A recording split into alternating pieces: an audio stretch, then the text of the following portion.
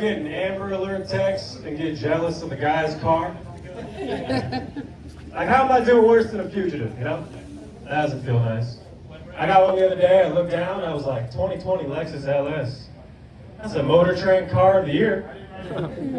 This guy making car payments on the run? How's he doing this? I've never committed a crime my whole life, and I barely have airbags. Meanwhile, O.J. Simpson over here has rear cameras and lane assist, bro?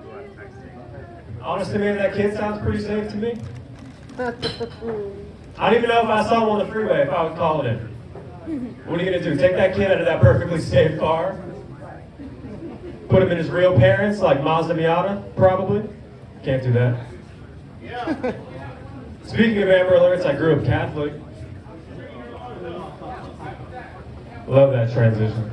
I actually love growing up Catholic. People hate on that shit, but I loved it. Did y'all know that Jesus was a carpenter? Oh. Champagne of information, isn't that great? Here's a guy saving humanity and building armoires. What a guy. Prince of Peace and Prince of Plywood. We love a 9-to-5 Jesus. When I was in Catholic school, I was like, why are you teaching me about water turning into wine? I want to hear about lumber turning into a gazebo. That's what I want to hear. Tell me carpentry shit. I have a theory. I have a theory for why we don't hear more about Jesus' carpentry. I think Jesus didn't want to do carpentry. I think God, his father, made him do it. I think God was like an immigrant parent who didn't believe in his son's dream. Just wanted him to learn a transferable skill. Right? Jesus came to him and he was like, I have a great idea, all right? Here's it. Why don't we save everyone from their own sins?